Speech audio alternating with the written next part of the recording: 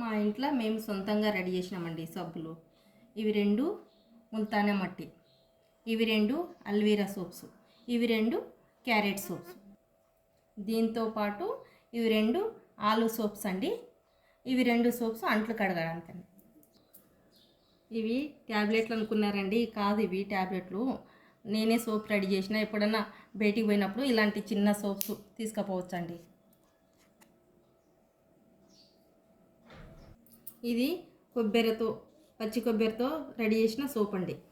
ఈ సబ్బు అండి అల్వీరా, క్యారెట్, కొబ్బరితో రెడీ చేసినానండి. ఈ సబ్బు చూడండి 3 కలర్లు ఎంత నీట్గా వచ్చింది. అలవీరా, క్యారెట్, బీట్రూట్, కొబ్బరి.